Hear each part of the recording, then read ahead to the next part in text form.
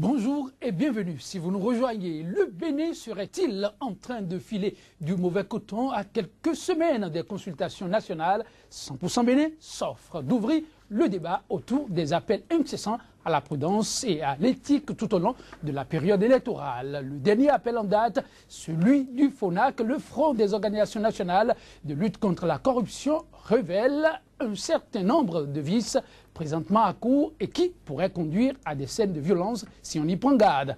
Injustice, tricherie, frustration, corruption, violation flagrante du code électoral. Le Rubicon peut être vite franchi et faire ouvrir la boîte de Pandore. Propos alarmistes ou messages d'alerte conséquents à prendre comme tel. La parole sera sous peu aux invités. La tribune libre de ce jour s'intéressera en outre au projet de société du candidat Patrice Talon, notamment la problématique de la révision de la Constitution béninoise. Dans un second temps, nous aborderons le dossier du jour. Lionel Zinsou, candidat de la rupture, dicite Irénée Agossa, président du Parti nationaliste. Pourquoi la rupture? Quel type de rupture? Et pour quels résultats? Avant d'en savoir un peu plus, l'instant revue des titres des journaux. Johannes Towanou, bonjour. Joël Yetondi, bonjour, amis téléspectateurs, bonjour. Et que proposent les tabloïds de ce jour aux amis téléspectateurs? Eh bien, c'est la même rengaine. Actualité politique oblige, présidentielle du 28 février 2016 oblige. L'actualité dans les unes que nous avons parcourues est essentiellement consacrée aux forces politiques et aux meetings de soutien et de ralliement. Certains s'expliquent par rapport à leur choix, d'autres rassurent et ratissent large pour leurs candidats. On démarre avec Actu Express. Participation active du président du patronat à la 7e édition du Ouéméroué, Sébastien Ajavon communie avec toute la vallée de l'Ouémé. Une marque de fraternité, un attachement à la restauration de l'identité culturelle. Toujours avec Actu Express. Présidentielle de 2016, Gustave Despaux-Sonnon ratisse large pour la victoire de Lionel Zinsou. Le plateau d'Aboumé entièrement sous contrôle. Et puis rapidement, pour en finir avec Actu Express, utilisation abusive des moyens de l'État en période électorale, le FONAC s'offusque et en appelle au respect strict des dispositions réglementaires. L'actualité, soutien à la candidature de Lionel Zinsou, le bureau politique de la Renaissance du Bénin clarifie. Et puis, décryptage de la vie sociopolitique béninoise et des ambitions du candidat. Je sais qu'il y aura des surprises. C'est ce qu'a déclaré le général Fernand Amoussou. Le communal, ralliement en nombre pour le Premier ministre. Alada tombe dans les mains de Zinsou sous le leadership du DG Antoine Couton. La guérite, scrutin présidentiel de 2016. Ahmed Yessoufou, un fervent supporter de Lionel Zinsou. Et puis, meeting politique, Parakou ouvre le boulevard de la Marina au général Robert Gbian. La nouvelle tribune à présent, en manchette, présidentielle 2016, Koupaki, le candidat qui incarne la rupture. Et puis, présidentielle 2016, toujours avec la nouvelle tribune, liste des 10 candidats qui n'ont pas payé la caution de 15 millions de francs CFA. Coalition FCBE, PRD, RB, quand l'exploit de Nicéphore Soglo en 91 se profile à l'horizon. Le matin à présent, Pascal Koupaki à propos de la mauvaise gouvernance au Bénin, il n'y aura pas de continuité. Et puis toujours avec le matin, alignement des grands leaders derrière Zinsou, Alliance FCBE, PRD, RB, un château de cartes, croit savoir le matin, soutien du PRD au candidat FCBE, retour sur les micmacs politiques de Mbedji. Le potentiel à présent au terme du délai légal pour se conformer au code électoral. Voici les candidats incapables de verser leur caution, avec en manchette la photo de ces candidats-là. Et puis Alliance FCBE, PRD, RB, c'est un ver de terre et non un crotal. L'ancien président Soglo avait battu l'alliance des grands leaders politiques en 1991. Et puis course à la Marina, la répartition de tous les candidats par département, c'est à retrouver dans les colonnes du potentiel. Les 4 vérités. Géant meeting à Savalou samedi, Valère Tchobor œuvre pour la victoire de Lionel Zinsou. Et puis en manchette, nouvelle gestion des finances publiques, Pascal Irénée Koupaki, annonce la fin d'un système. La nouvelle génération, 7e édition du Wemekwe à Javon, portée en triomphe. Et puis, violation du code électoral par rapport à la présidentielle de 2016, le FONAC tire la sonnette d'alarme. Le projecteur géant concert en l'honneur du candidat de l'Alliance FCBE, PRD et RB, sonne la grande mobilisation de Zakota et Wenri pour Lionel Zinsou. Le soleil levant, vague de réaction suite à la naissance de l'Alliance FCBE, PRD, RB. Le MSDJP de Maître Jacques Migan s'indigne contre le choix du président Adrien Mbedi et oriente ses militants vers Sébastien à Javon. Et puis soutient la candidature de Sébastien Germain à Javon, Emmanuel Coy et Christophe Haïssi, deux figures politiques qui font peur dans la 6e circonscription électorale. On va finir avec la tribune de la capitale. Bilan sommaire des activités de la 7e législature de l'Assemblée nationale. 24 lois votées, 14 ratifications d'accords de prêt et de financement pour 163 milliards 741 millions 893 000 francs CFA. Course pour la Marina. Gros plan sur les réformes proposées par Patrice Talon. C'est en une de la tribune de la capitale. Et puis édition 2016 du Wemekwe à Javon, à Bonou, aux côtés des fils et filles de la vallée de l'Ouémé. Jeunesse Toanou, merci bien à vous. Dans une trentaine de minutes, revenez-nous pour la seconde manche de la revue des titres des journaux parus ce jour au Bénin. Cap à présent sur la deuxième rubrique de cette émission Bénin Tribune Libre, le débat matinal consacré à l'analyse de l'actualité béninoise. C'est juste après cette bande annonce. Sika TV fait escale au Bénin. Pendant toute la période électorale, retrouvez désormais sur notre chaîne panafricaine un programme matinal dénommé 100% Bénin, exclusivement consacré à l'actualité sociopolitique au Bénin. Pendant 2 heures de temps, la politique, les questions de société et les grands dossiers de l'heure seront décryptés avec des éditorialistes, des professionnels des médias, des acteurs politiques et membres de la société civile. 100% Bénin sur Sika, c'est une fenêtre ouverte sur l'actualité au Bénin du lundi au vendredi de 7h à 9h, heure de Cotonou. 100% Bénin, c'est désormais sur Sika, le vrai visage de l'actualité en Afrique. Bénin Tribune Libre de ce jour, c'est 2 noms de visage. Médéric François Gongo, journaliste, éditorialiste et promoteur du quotidien béninois d'information Actu Express. Médéric François Gongo, bonjour. Bonjour Joël et bonjour amis téléspectateurs de Sika TV. Jeunesse Toanou a voulu nous tenir compagnie ce matin, ça n'arrive pas tous les jours. Jeunesse Toanou, recevez à nouveau ma salutation. Joël Yeton dit bonjour, amis téléspectateurs, bonjour. Alors, Médéric François Gongo, le code électoral violé à tout de bras, au vu et au su de tous. Ce n'est pas moi qui mentionne ce constat, il vient du FONAC à l'issue d'une sortie publique hier. Le FONAC invite à s'en inquiéter. Mieux vaut tard que jamais. Je pense que la grande majorité des candidats ou des prétendants, sérieux ou non, cela coule très douce par rapport au silence, aux exigences du code électoral. Nous le constatons d'abord par l'utilisation, j'allais dire abusive, des moyens de l'État. Nous le constatons également par des dons et libéralités de certains candidats au vu et au su de tout le monde, au nez et à la barbe de tout le monde, sans que personne ni aucune institution ne pipe mot.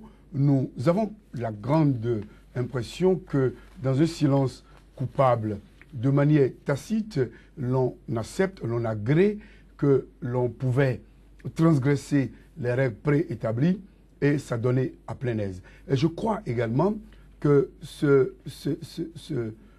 manque, cette lacune, ces carences se trouvent le fondement dans l'imprécision que contient le code électoral. Parce que lorsqu'on parle de la campagne électorale qui ne durerait que 15 jours, c'est de l'hypocrisie ambiante. Parce que sous d'autres cieux, dans le système de démocratie libérale, la campagne électorale dure tout au moins 1 an pour certains pays, sinon 2 ans tout juste après les primaires. Et déjà, à l'occasion des primaires, nous avons la confrontation des idées au niveau des candidats à l'intérieur des grandes tendances politiques. Et maintenant, lorsque l'on s'approche pas à pas des élections proprement dites, nous assistons également à des face-à-face par rapport aux idées.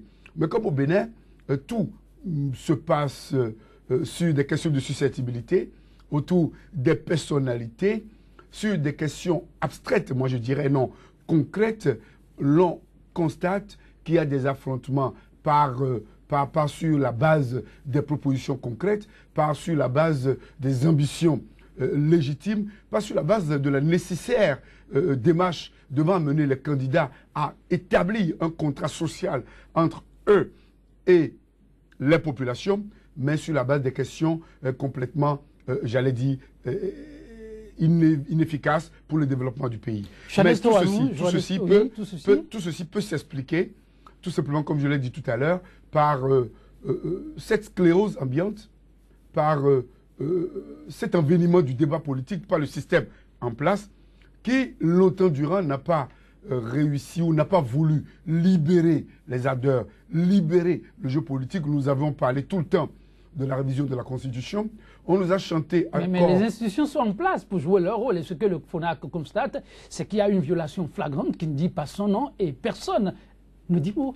Je crois que le FONAC agit également en sapeur-pompier. Et je pourrais dire également que le FONAC vient un peu trop tard dans un monde trop vieux. Et c'est en cela que je dis que ce silence coupable, cette entente tacite entre et la presse et les acteurs politiques et les acteurs de la société civile et même les institutions en charge de veiller à la régularité du processus électoral donne la preuve qu'au Bénin, nous voulons certainement une chose et son contraire. Sinon que on devrait déjà avoir des Béninois qui allaient interpeller les institutions, la Cour constitutionnelle. On devrait avoir une flopée, on devrait avoir une kyrielle, on devrait avoir une ribambelle de plaintes auprès de la Cour constitutionnelle pour discipliner les acteurs politiques, pour discipliner nous-mêmes les journalistes, parce que nous l'avions dit ici, que les journalistes devraient jouer le rôle d'éveilleurs de conscience. Pour l'instant, ce n'est pas le cas, Médric, vous le constatez. Pas d'interpellation, pas de plainte non plus, Jean-Nestor Adou. Les bases d'une élection saine et équilibrée seraient-elles, à votre avis, faussées depuis et n'augureraient rien de bon pour la démocratie béninoise? Alors, est-ce que les bases d'une démocratie normale sont faussées? Je pense que oui. Je pense que oui parce que on voit un candidat ou certains candidats qui sortent au vu et au su de tous avec les attributs de l'État. Par exemple, on voit des candidats qui vont en meeting, des candidats qui vont en week-end avec des véhicules administratifs, avec tous les moyens que l'État met à leur disposition pour assurer les fonctions régaliennes qu'ils ont au niveau de la cité. Et puis, quand ces candidats-là ont des avantages par rapport à d'autres candidats, eh bien, il y a un problème qui se pose. Est-ce que les gens sont sérieux envers eux-mêmes déjà? Et qu'est-ce qu'ils veulent apporter, ces candidats? Certains disent, ils parlent de rupture. Eh bien, quelle rupture vous pouvez apporter quand vous utilisez des moyens de l'État à votre propre, pour votre propre chapelle, alors que cela n'est pas prévu par les textes de la République? Je donne l'exemple des États-Unis, par exemple. Cela fait pratiquement 1 an que la campagne a démarré. Eh bien, nous n'avons rien à apprendre aux États-Unis en matière de démocratie. Joël Yeton-Dit. Cela est en train de faire aussi son petit pas. Eh bien, aux États-Unis, par exemple, on permet aux gens d'aller en campagne depuis des semaines, depuis des mois, pour expliquer leurs projets à leur administré, pour proposer ce qu'ils ont à offrir. Au Bénin, on dit 2 semaines, alors qu'on sait très bien que c'est impossible. Mais 2 semaines, est-ce que c'est ça qui autorise les gens à poser des actes contraires à la loi? Cela ne les autorise pas, certes, mais c'est quand même un échappatoire. On ne peut pas dire aux gens, vous avez 2 semaines pour faire campagne, alors qu'on sait que matériellement, c'est impossible. Donc c'est du fait de l'échappatoire que les institutions laissent faire. Les institutions, est-ce qu'elles laissent faire? Les institutions, quoi qu'on dise aujourd'hui, on sait que certains roulent pour certains. Donc, les institutions, on ferme les yeux, Joël Yeton-Dit. On ferme les yeux sur un certain nombre de choses. Parce que... Vous parlez du laboratoire de la démocratie en Afrique de l'Ouest, quand même. C'est vous qui l'appelez ainsi. Alors, moi, je crois. Je n'invente pas, c'est ce que nous avons appris. Moi, moi, je crois que nous avons, depuis un certain nombre d'années, fait un certain nombre de choses qui prouvent que, en matière de démocratie, il y a vraiment lieu de tirer la sonnette d'alarme. Je crois que nous nous avons reculé et nous n'avons plus de leçons de moralité à donner à personne. Nous avons plutôt besoin de réfléchir par rapport à nos propres problèmes et rapidement nous reprendre en main pour essayer de remettre ce pays. Médéric François Gongo, le Bénin, plus d'exemples de démocratie à donner aux autres nations, mais plutôt aller à l'école des autres nations, trop dit, non? Je pense que lorsque l'on regarde dans le rétroviseur, l'on a d'évidentes raisons de douter de l'effectivité de la démocratie. 25 ans d'errement, j'allais dire, à cause de l'inexistence des systèmes politiques, à cause de l'inexistence des philosophies politiques, des idéologies politiques qui stipuleraient clairement la préférence ou sinon l'option des grandes tendances politiques que nous avons dans le pays. Mais au lieu d'avoir cela pour donner de la substance, pour donner du substrat, de la crème au débat politique, pour donner de la quintessence à l'analyse politique en vue d'amener les candidats ou leurs états-majors à partir des constats pour procéder à des analyses approfondies afin de sortir des propositions alternatives, nous en sommes, j'allais dire, à un débat figé. Un débat personnalisé, un débat à la limite trop personnifié et qui enlève l'essentiel à la démocratie de type libéral qui veut bien qu'on aille vers la liberté d'expression, l'alternance au pouvoir, mais également la confrontation des idées autour des charpentes d'ambition des différentes tendances. Au Bénin, les aînés politiques, les carriéristes politiques ont géré le jeu de manière à ne pas libérer les ardeurs, à ne pas libérer les ambitions. On l'a constaté. La preuve évidente, c'est que les grands partis politiques se sont laissés phagocyter, se sont laissés embobiner par les chapelles économiques pour finalement se retrouver dans leur portion congrue et pousser dans leur dernier retranchement par le système en place, non plus tellement de latitude pour d'abord souffler à l'intérieur et permettre aux populations de choisir. Aujourd'hui, sur la base de quoi les Béninois choisissent?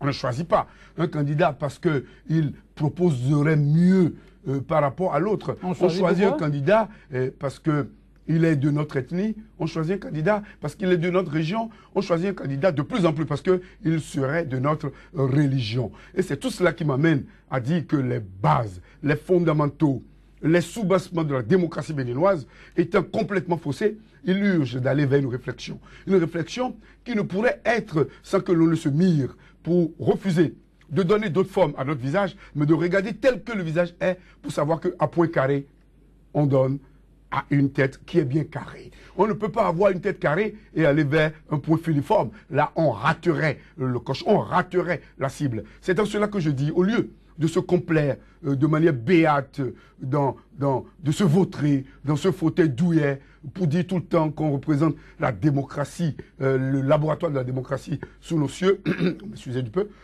En Afrique occidentale, nous devons à la réalité de reconnaître que ce laboratoire a inspiré beaucoup de pays qui nous ont dépassés aujourd'hui. Le Burkina Faso, le mouvement citoyen est de taille.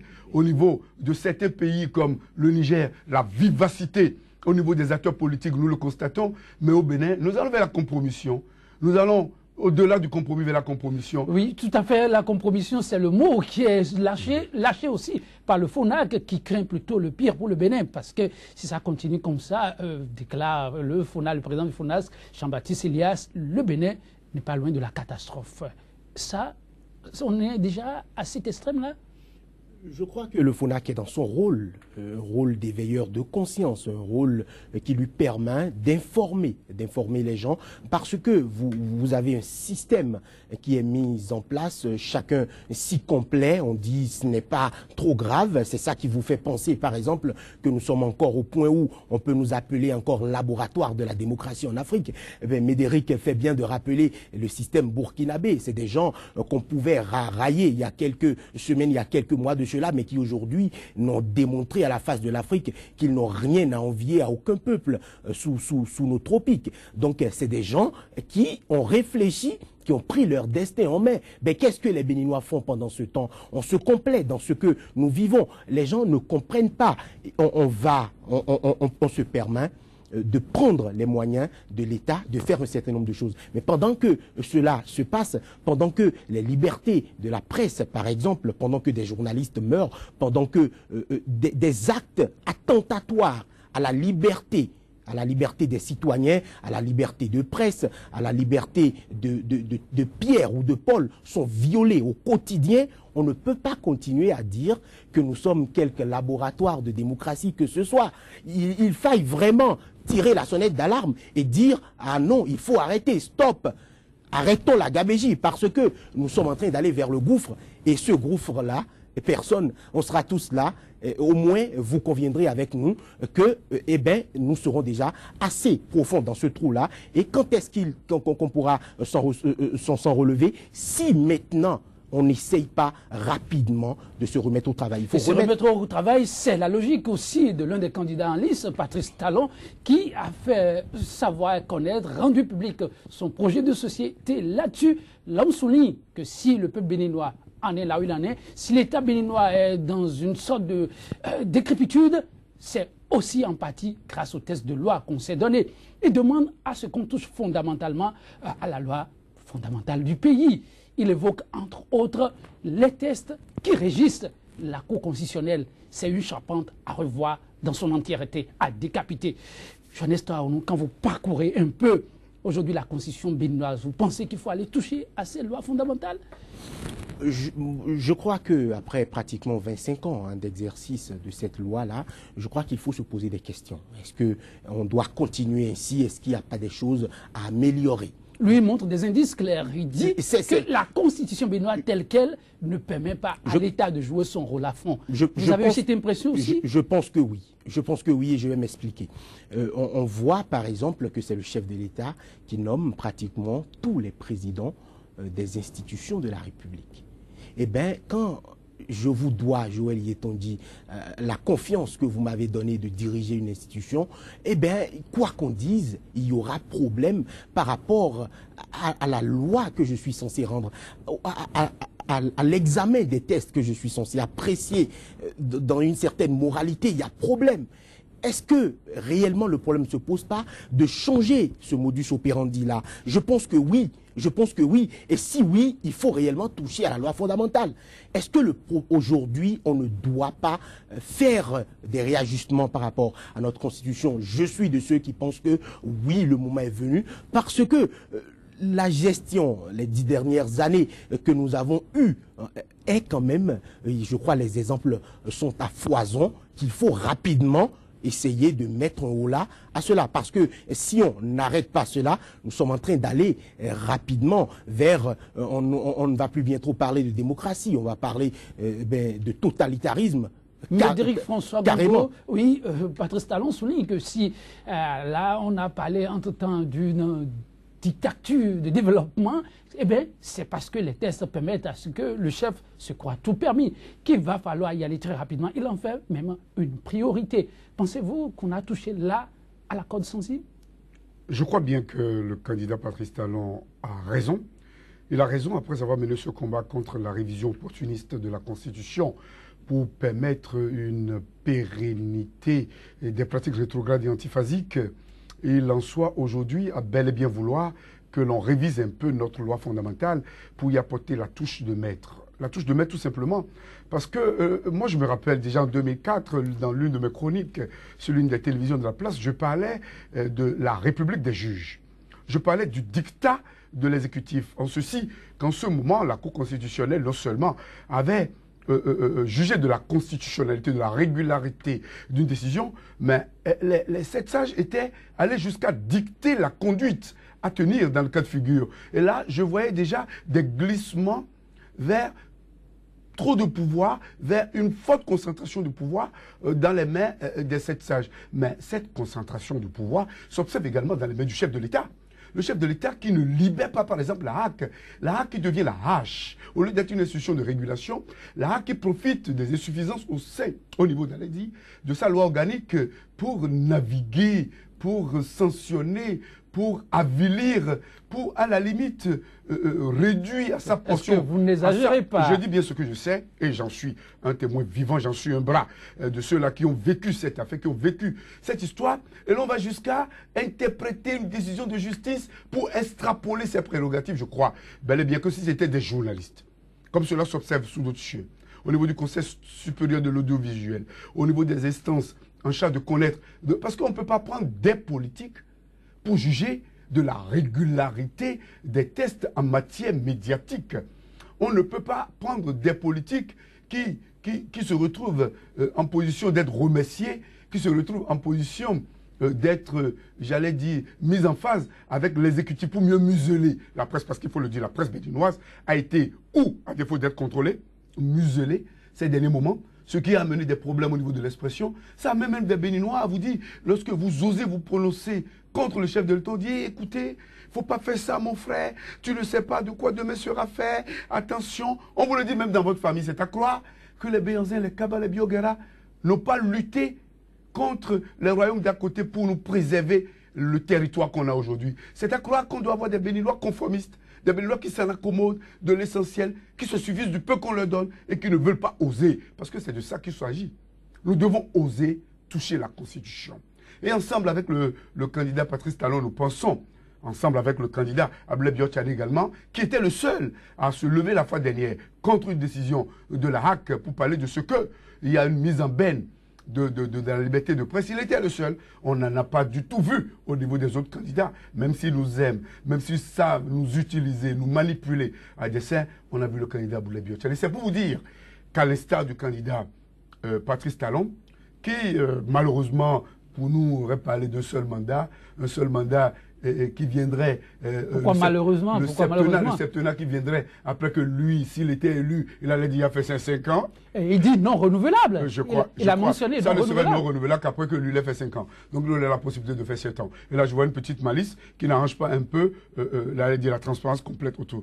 Mais cela ne m'amène pas à mettre en cause sa volonté, hein, sa démarche jusque-là catholique et méthodique et cathodique, d'aller vers une refonte de la loi fondamentale, une retouche de la loi fondamentale. Et je parlerai comme les constitutionnalistes attitrés, Joël Aïvor, Badé, Prince Agbodjan, et tout ce monde pour comprendre aujourd'hui que la constitution béninoise a montré ses limites. Que le régime présidentialiste que nous avons doit se déplacer à un régime purement présidentiel, où le chef de l'État n'utilisera pas les failles de l'hôtesse pour faire ce qu'il veut faire. Parce qu'à l'évidence, tout ce qui n'est pas interdit est permis. Oui, tout à fait. Et tout ce qui est permis, sur le plan physique, ne l'est pas forcément sur le plan moral.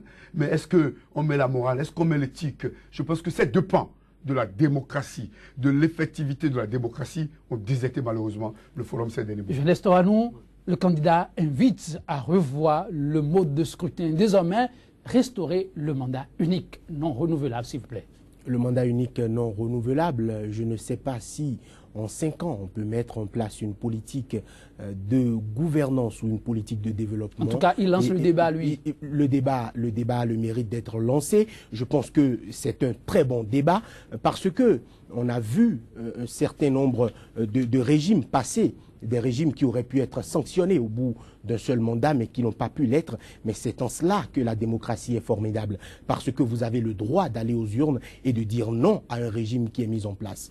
Voilà, c'est en cela qu'il y a démocratie. Donc, est-ce que obliger un président à faire 5 ans de gestion, je ne crois pas que ça soit forcément la meilleure formule pour l'État, pour gouverner, pour le chef de l'État. Je crois déjà que quand on circoncit sérieusement les prérogatives du chef de l'État, en l'occurrence la nomination des présidents de toutes les institutions de la République par exemple, et je crois l'omnipotence que le président a, qui prend en main telle ou telle institution, et on voit à travers des décisions rendues par les dites institutions que les institutions violent de façon flagrante la morale, l'éthique ou la réalité qu'il y a sur le terrain. Je crois que si on déjà déjà on arrive à couper cela, à couper ces bras-là, on doit plutôt orienter le chef de l'État vers l'application de son programme, de son projet de société, faire du bien aux populations,